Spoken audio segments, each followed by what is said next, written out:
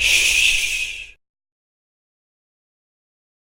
Hello, my name is Hannah and I'm a librarian at Amarillo College. In this video, I will show you how to evaluate sources. Have you heard about the deadly dihydrogen monoxide? All serial killers have admitted to using it. Cancer tumors contain a large fraction of it and 100% of people exposed to this substance will die. Terrifying, right? Why? It's just water. This infographic is all true information, but we need to think critically when we're evaluating sources and not get caught up in bias. How do I evaluate sources? Draw your own conclusions using the DRAW method. Look at the domain, reason, author, and when the source was written. Domain. The domain is where an online resource can be stored. .com is commercial. .org is an organization. .edu is an educational institution.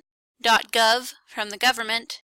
.mil from the military. The most trusted of these domains is .edu, .gov, and .mil. This step is helpful when it comes to articles from Google or other online sources, but when it comes to looking at the library databases, domain won't be very helpful. You will need to read the article and use the rest of the steps for evaluation with database articles. Reason. Ask yourself these questions as you read. With the publication, who published it? Who pays to produce this publication and who sponsors it? Who's the audience? What about the opposition? Does the author recognize a viewpoint that opposes his or her own? If so, what is it? Is the viewpoint presented objectively or emotionally? What language do they use? Does the author present his argument with extreme language? Does he write to appeal to emotions? Does the author use value-laden terms that lend a negative impression, as in illegal aliens versus undocumented workers? The author. Sometimes we're not really sure who the author is. He's just a name at the top of the article. So we need to ask ourselves, who wrote it? Is it an individual or an institution? What are their qualifications for writing this subject? What is their stake in making this argument? In other words, why do they care? For example, the president of the Plastic Bag Manufacturers Association of America may be very knowledgeable about plastic bags, but his argument against citywide plastic bag bans would be biased because he has a stake in protecting the plastic bag manufacturing industry. When? Look at that publication date. When was the article published? When was the information, the numbers and statistics that are being reported on collected?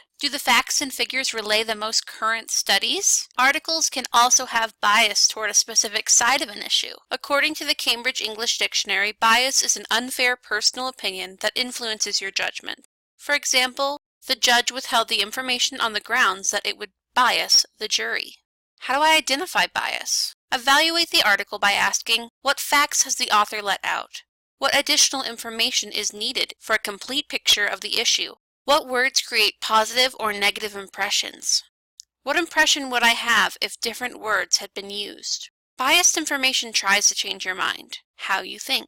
Not only can the body text of an article be biased, but also the choice of photo, caption, or camera angle can tell the reader what the source wants you to think and feel about a person or event. Photos can flatter or unflatter a person. The strategic use of a flattering photo may make you trust a political candidate. On television, the visual images chosen to display a situation can influence the viewer. Is the young man suspected for committing a crime depicted as an image where he is clean cut? The captions newspapers run below the image as well as the captions that run under news stories on television can promote bias. An image of a politician yawning can be captioned to be perceived as disrespectful or as being exhausted from hard work. How we identify people can denote bias as well. Ask yourself, how are the people, places, and events being described? A person could be called an ex-con, or described as someone who served 2 months for a bounce check 20 years ago. The numbers can be skewed as well. Statistics can be reported in a way to make something more or less significant, inflating or minimizing numbers.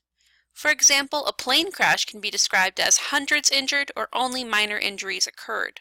Both statements may be true, but each statement makes the reader feel either fear or relief. This article looks trustworthy, but how do I know it comes from trustworthy sources? Choose wisely. Sites and sources to avoid include Wikipedia, About.com, eHow, or any source written for the general public. Any source without references, a publication date, or an author listed. Any source whose author is not an expert on the subject.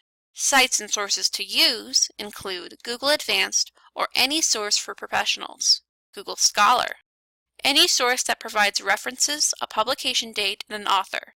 Any source whose author is an expert on the topic. Remember, when you encounter news stories, be information literate. Recognize when information is needed and have the ability to locate, evaluate, and effectively use information.